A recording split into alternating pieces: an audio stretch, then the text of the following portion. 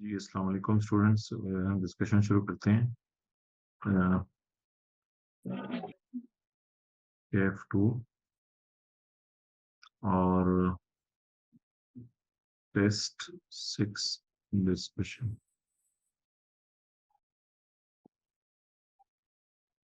Okay,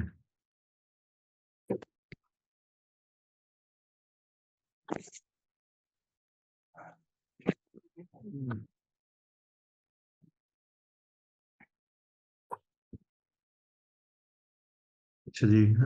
my dear, आवाज आ रही है?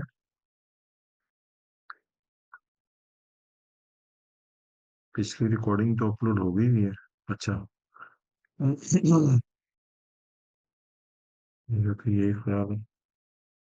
अच्छा, बेसिक सैलरी आ रही है आपकी 3 लाख, मिल्क अलाउंस आ रहा है 10,000। अच्छा भाई, अलाउंसेस देने के बाद ना कभी एम्प्लॉयर एम्प्लॉय से ये नहीं पूछता कि तुम्हारा एक्चुअल खर्चा कितना हुआ है। तो ऑब्वियसली फिर 7,000 को इग्नोर करेंगे। बोनस उसे 1 महीने की सैलरी के बराबर दिया गया है, लेकिन क्योंकि उसका स्टे पूरा नहीं था साल में, आ, तो that was adjusted in proportion. भाई फिजिकल क्लासेस लेने आए बस, अब तो कॉलेज खुल गए हैं। The bonus amount was adjusted in proportion to the duration of stay in the company. The bonus amount was paid to him on 30 June 2004। Bonus amount 30 June 2004 को पे हुई है। अच्छा, अब मुझे बताएं कि वैसे तो बोनस मिलना है 1 महीने की सैलरी, लेकिन सितंबर अक्टूबर नवंबर दिसंबर 4 महीने, जनवरी से जून 6 महीने, टोटल 10 महीने। 10 महीने उसका स्टे रहा है, तो 3 लाख को 10/12 कर देंगे, क्योंकि उसने कहा था उसके स्टे के मुताबिक इसको लेके चलना। सो डेट इज 3 लाख इंटू 10/12। इस तरह की एडजस्टमेंट क्लास में भी डिस्कस हो गई है। Reimbursement of 36,000 in respect of driver salary. Iqbal paid 60,000 to driver. अच्छा यार, हमने एक ऐसा सिनेरियो पढ़ा था जिसमें हमने ये पढ़ा था कि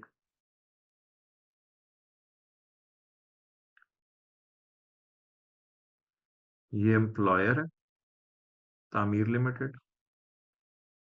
ये इकबाल है, हमारा एम्प्लॉय। और ये ड्राइवर है।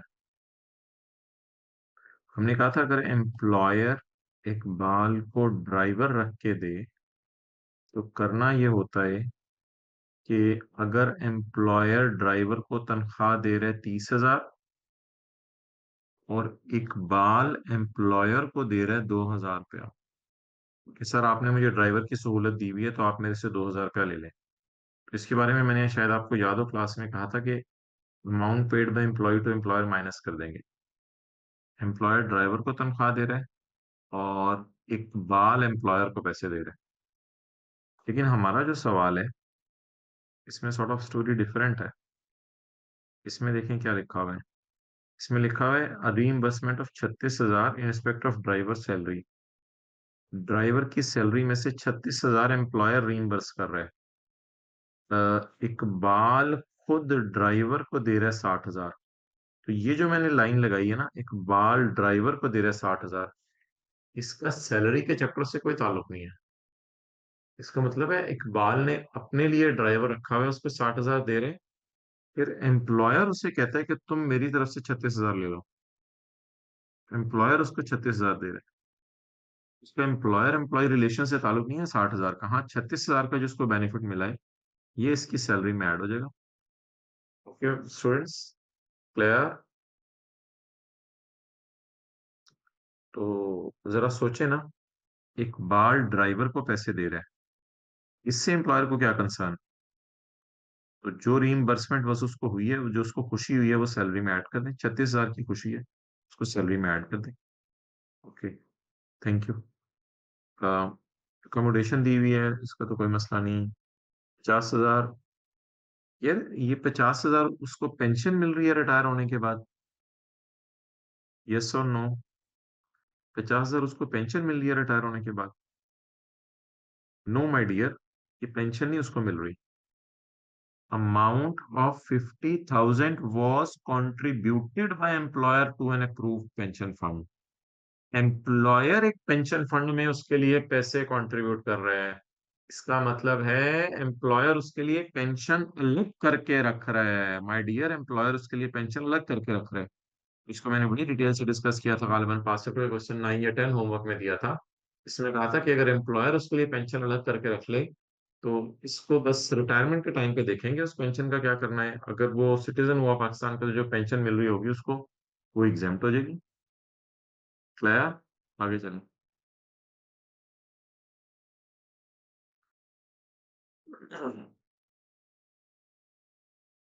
आगे मोहतरम, on Yekam November, Iqbal obtained a loan of 7 million. First installment was repaid. First installment of 5 million was repaid on 31 March 2004 and the remaining loan was waived on 31 May 2024। तो इस तरह की adjustment obviously term test में भी हमने discuss कर ली थी। नवंबर, दिसंबर, जनवरी, फरवरी, मार्च, 5 महीने 7 मिलियन पे रेट लगाएंगे 4% के एतबार से। और फिर अप्रैल, मई, 2 महीने असल में इंस्टॉलमेंट पे होगी ना 5 मिलियन, तो रहेगी बाकी 2 मिलियन। तो 2 मिलियन पे हम रेट लगाएंगे 4% के एतबार से 2 महीने, मई और अप्रैल। और उसके बाद ये प्रिंसिपल अमाउंट 2 मिलियन भी ऐड कर देंगे क्योंकि ये वेव हो गई है। ओके डियर, इस पे 5 महीने का, इस पे 2 महीने का, और ये प्रिंसिपल अमाउंट भी ऐड करेंगे। चलें जी आगे। उसे सेल्स टैक्स रिफंड मिला है। मेरे भाई, रिफंड इनकम में नहीं जाता, रिफंड तो आपका अपना ही पैसा होता है। लेकिन रिफंड पे जो एक्स्ट्रा अमाउंट होती है ना, वो इनकम फ्रॉम अदर सोर्स में जाती है। तो ये 25,000 इनकम फ्रॉम अदर सोर्स में जाएगा, रिफंड नहीं जाएगा। ये आप अदर सोर्स के चैप्टर का ना पहला सफा देखिएगा। जी रिपीट कौन सी बात करनी है? 0.5 वाली, या ये जो 0.1 शुरू की है वो वाली? ओके, तो उसको रिफंड मिले 2,25,000 का, इसमें 25,000 डिलेड पेमेंट पे अमाउंट है। तो ये 25,000 इनकम फ्रॉम अदर सोर्स में ऐड हो जाएगा। ओके, ए ने मैसेज किया था, अब रिस्पॉन्स नहीं करे, हम आगे चलते हैं। एनुअल कराया है 8 लाख रुपए from letting out of building on यकम अक्टूबर 2003। केके एंटरप्राइज, इसमें 5,000 रुपए शामिल है for earning to security guard following expensive incurred by Iqbal, repair, fire insurance, ground rent, security guard and trust on house loan. अब क्या है माय डियर इसमें? कुछ भी नहीं, रिपेयर अलाउंस है, फायर इंश्योरेंस है, ground rent and trust on loan है। सोचा नहीं इसमें क्या है, कुछ भी नहीं। बाकी अदर सोर्स और अदर सोर्स में चला जाएगा। During the year, Iqbal was surprised to receive 5 lakh in cash as gift and a laptop 2 lakh from his wife. His wife holds NTN। अच्छा माय डियर, चाहे वाइफ के पास NTN है, NTN वाले से आप क्रॉस चेक या banking channel से ले सकते हैं ना गिफ्ट। कैश में तो किसी से भी गिफ्ट नहीं ले सकते। और कैश में गिफ्ट आने का रिलेटिव नॉन रिलेटिव होना देखा भी नहीं जाता। तो इसलिए नॉन रिलेटिव रिलेटिव होना तो वैसे ही नहीं देखा जाएगा। तो बस, खत्म बात। तो 5 लाख को इनकम में डाल दें। हाँ, बाकी बीवी आपको पता है फिर बीवी होती है। तो बीवी से गिफ्ट मिल गया 2 लाख रुपए का लैपटॉप। तो इस लैपटॉप को इनकम फ्रॉम अदर सोर्स में ना डालें क्योंकि बीवी तो रिलेटिव होती है ना। जी माय डियर, बीवी रिलेटिव होती है। ओके। ऑन यकम जनवरी 2004 his bank account in UAE was credited with इतने पैसे for dividend received from a UAE company, the amount is net of 10% tax. अच्छा, अब इसको मिला है 49,500। तो ये पाक रुपीज में नहीं है, तो इसको आप ऐसे भी कर सकते हैं। पहले पाक रुपीज में कन्वर्ट कर लें। 49,500 इंटू 72 कितना आ रहा है? चले, मेरे पास है कैलकुलेटर, मोबाइल है, किधर है कैलकुलेटर? भी आज जबरदस्त है। ये देखिए मेरा calculator, 49,500 multiplied by 72। You people got let 52356400। 356400। ये किस पे पड़ा है? ये किस पे पड़ा है? 90% पे। मुझे क्या चाहिए? 100। ये देखिए मेरा calculator, divided by 90 multiplied by 100, 3960,000।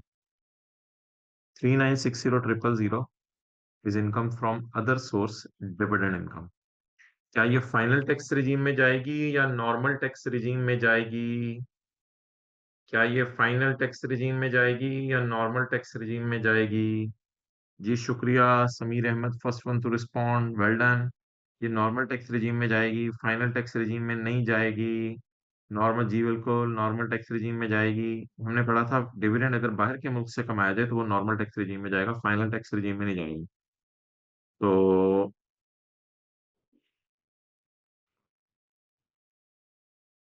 लेकिन इस पे टैक्स क्रेडिट मिलेगा या नहीं? ये जरा बताएं, इस पे टैक्स क्रेडिट मिलेगा या नहीं?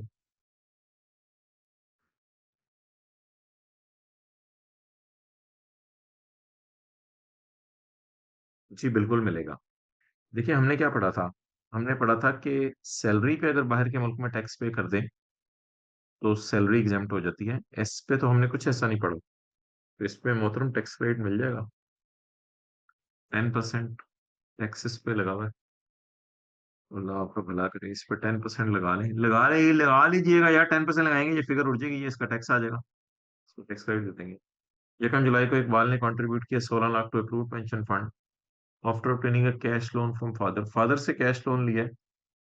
कैश लोन कैश गिफ्ट में एंटी एंड नॉट एंटी एंड होने का तो नहीं देखा जाता ना। ये तो बस कैश में लोन मिल गया तो ये इनकम फ्रॉम अदर सोर्स में चला जाएगा। बाकी 16 लाख से अप्रूव पेंशन फंड में उसका टैक्स क्रेडिट आपको मिल जाएगा अल्हम्दुलिल्लाह। आगे चलें। ऑन यकम में 2002, हमारा तो साल 30/2004 है ना।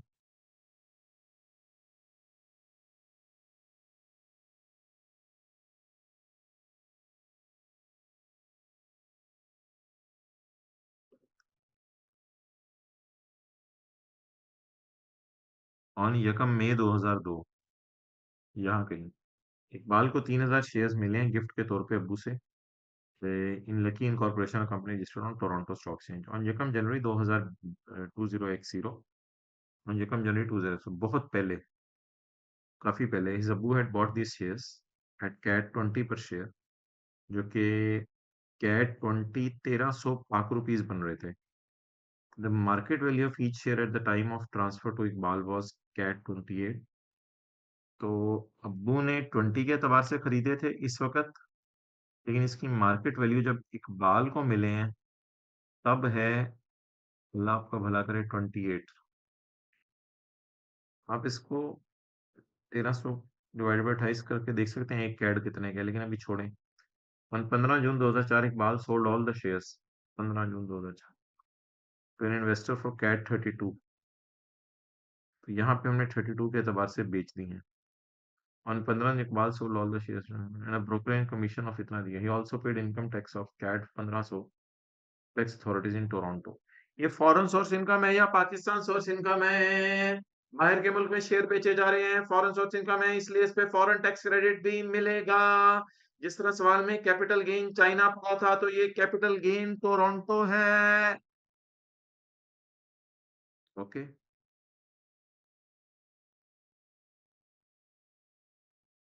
चलें जी। देखिए अब हमने गेन लॉस निकालना है। गेन लॉस निकालने के लिए कंसिडरेशन माइनस कॉस्ट। बाकी ऑब्वियसली ये कैपिटल गेन नॉर्मल रिजीम है। सेपरेट ब्लॉक तो तब होती है जब पाकिस्तान की स्टॉक एक्सचेंज होती है, तो ये बाहर के मुल्क की स्टॉक एक्सचेंज है। तो कंसिडरेशन और कॉस्ट, कितनी क्वांटिटी है जो बेची है? 3,000 शेयर्स। और एक शेयर 32 कैड का है या 2100 रुपए का है? तो बस ठीक है फिर। अ, इस तरह करने की जरूरत नहीं है। बस 32 कैड मतलब 2100 रुपए, तो एक शेयर 2100 का ना, तो बस इसको डायरेक्ट 2100 से मल्टीप्लाई कर दें। क्लियर?